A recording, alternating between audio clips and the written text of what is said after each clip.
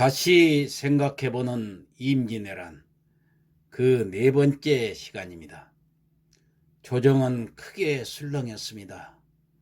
믿었던 조선의 최고 명장인 신립까지 죽어버렸는데 누가 그 수많은 일본군을 상대해낼 수 있겠는가. 이때 조선의 국왕이었던 선조는 파천을 운운합니다. 파천이란 왕이 난리를 피해 수도를 버리고 다른 곳으로 도망치는 것을 말하고 한편으로는 몽진이라고도 합니다. 나중에 명성황후 시해 사건 이후 목숨의 위협을 느낀 고종이 러시아 공사관으로 도망친 사건을 아관 파천이라고 하지요. 자, 선조가 먼저 파천을 제안하자 붕당을 막론하고 모든 신하들은 파천에 반대했으며 한양 도성을 성벽 삼아서 항전할 것을 주장을 했습니다. 원래 이런 난리가 나면 가장 정상적인 방법은 백성들부터 피신시키고 국왕과 정치인들은 가장 늦게 나가는 게 원칙입니다. 그런데 선조는 누구보다도 먼저 도망치겠다는 뜻이었습니다. 이때 유일하게 이사내라는 영의정만 파천에 동의합니다. 이사내는 당시 영의정이면서 동인의 영수였습니다. 유성룡은 동인의 원내 대표급이라면 이사내는 동인의 당대표였던 것입니다. 추후에 이사내는 유성룡과 갈라져서 동인이 북인과 남인으로 갈라지게 됩니다마는 이 당론이라 할 것 없이 신하들은 너나 나나 없이 모두 파천에 반대를 했고 파천을 주장하는 이사내를 오히려 탄핵시키자는 상소까지 올라왔습니다. 그렇다고 파천에 반대하던 신하들이 왜군과 싸울 계책을 내놓은 것도 아니었습니다. 그럴수록 선조는 파천을 고집했고 선조의 뜻을 못 꺾은 신하들은 파천 준비를 할 수밖에 없었습니다. 이런 전시 상황에서는 혹시 모를 상황에 대비해서 후계자리를 확실하게 해두는 게 원칙입니다. 하지만은 선조는 임진왜란이 터지기 직전까지 세자를 따로 책봉하지 않고 있었습니다. 신하들은 파천 준비를 하면서 선조에게 세자 책봉을 요구를 했고 전시 상황인지라 평소에 세자 책봉을 차일피일 미뤘던 선조는 자기 아들 중에서 누군가 한 명은 세자로 책봉해야만 했던 것입니다. 선조가 세자 책봉을 미루었던 이유는 선조의 그 정실 부인인 왕후하고 사이에서 자식이 전혀 없었기 때문입니다. 선조 아들들은 전부 후궁들의 소생인 왕자들이었습니다. 엄연히 세자가 될 수 있는 자격을 갖추지 못한 왕자들 뿐이지요. 하지만 누군가는 선택해야 했습니다. 보통은 장남을 세자로 책봉하는 게 원칙이죠. 세조의 장남은 임해군이죠. 차남은 광해군이었는데 둘 다 선조의 그 첫째 후궁이었던 공빈 김씨의 소생 아들들이었습니다. 선조는 공빈 김씨를 무척이나 총애했다고 합니다. 그런데 이 공빈 김씨는 둘째 아들인 광해군을 낳고 2년 후에 산후병으로 그만 사망하고 말았습니다. 장남이었던 임해군은 비록 장남이긴 하지만은 하는 짓이 왕자답지 못했습니다. 한량 기질만 있고 사냥과 싸움에만 관심을 보이고 기생집 드나들기를 밥 먹듯이 했고 항상 술에 취해 있었다고 합니다. 이렇듯 그 시중 잡배 기질이었던 임해군은 애초부터 세자에서 논외였습니다.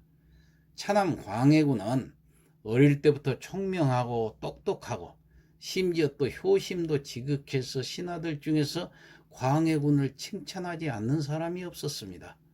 그런데 엄마인 공빈 김씨는 광해군을 낳고 그 산후증으로 죽었기 때문에 선조는 자신이 사랑했던 공빈 김씨를 죽이고 세상에 태어나온 광해군을 이유 없이 어릴 때부터 미워했던 것입니다. 공빈 김씨가 죽고 선조는 인빈 김씨라는 새로운 후궁을 들였습니다. 이때부터 선조는 또 인빈 김씨에게 푹 빠집니다. 인빈 김씨를 무척이나 사랑했던 선조는 당연지사 신성군을 세자로 책봉할 생각이었습니다. 그래서 신성군이 나이가 들 때만을 기다리기 위해서 세자 책봉을 미뤄왔던 것이죠. 하지만 상황은 전시 상황이 되었습니다. 어떻게 될지 모르는 위험한 사태 속에서 아끼는 신성군을 무턱대고 세자로 책봉할 수가 없었습니다. 그런데 마침 선조가 세자로 삼고자 했던 신성군이 피난길에 의주에서 14살의 나이로 죽게 됩니다. 그러자 이런 상황에서는 조금이라도 똑똑하고 현명한 사람이 세자가 되는 게 맞다고 판단이 되어서 선조는 급하게 책봉식도 약식으로 진행을 해서 광해군을 세자로 삼게 됩니다. 선조는 분조를 할 수밖에 없어서 할 수 없이 17살의 광해군을 세자로 책봉하게 됩니다. 1592년 4월 28일 신립의 탕금대 전투 패전 이후 4월 29일 바로 광해군을 세자로 삼았고, 그 다음 날인 4월 30일 선조는 한양을 떠났습니다. 자신들을 버리고 가는 왕과 궁정 사람들 그리고 대신들을 바라보는 백성들의 심정은 어땠을까요? 성난 백성들이 궁궐을 약탈하고 불을 놓았다고 합니다. 백성들이 궁궐을 불태우는 것인가, 나라를 불태우는 것인가? 백성들은 왕과 무능한 신하와 양반들을 화를 태우는 것이었습니다. 4월 30일 새벽 경복궁을 뜬 선조 일행은 다음 날 5월 1일 개성에 도착했습니다. 개성에 도착하자마자 신하들은 선조에게 파천을 주장한 이사내를 탄핵하라는 상소를 올렸습니다. 이미 파천을 해놓고 파천을 주장한 이사내를 벌하는 건 좀 이상하긴 하지만 선조는 전쟁을 예측하지 못했던 동인들에게 책임을 묻겠다면서 동인들의 양대 당내 대표라고 할 수 있는 이사내와 유성룡까지 탄핵을 시켜버립니다. 동시에 송강, 정철 등 서인들의 영수들을 대거 다시 등용시켰습니다. 이전까지 서인보다 동인의 세력이 더욱 세져 있자 각 붕당의 균형을 원했던 선조의 그 치밀한 정치 계산이었던 것입니다. 이사내와 유성룡이 파직되던 같은 날 5월 2일 고니시 육기나가의 제1군이 한강에 이르렀습니다.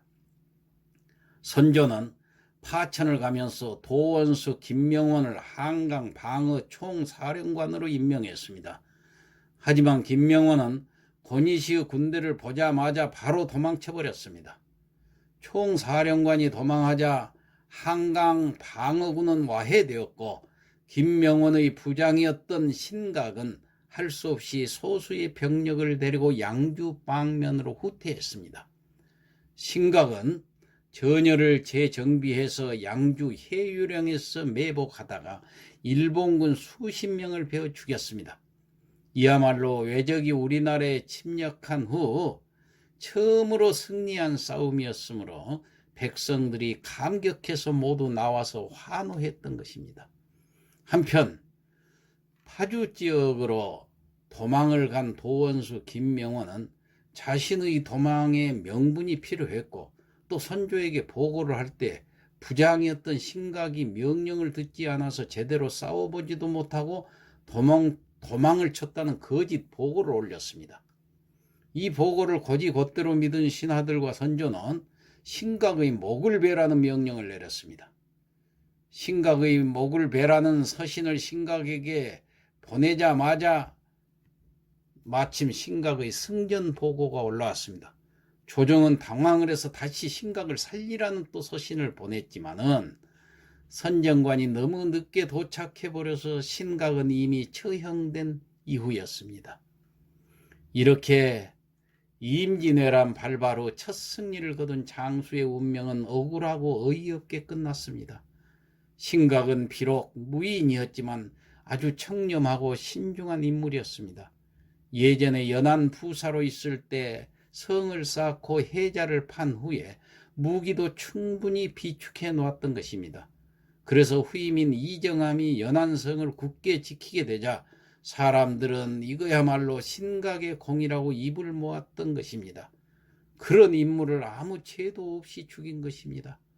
뿐만 아니라 그에게는 90이 넘은 노모가 계셨으니 이 이야기를 들은 모든 사람이 애통해할 수밖에 없었습니다.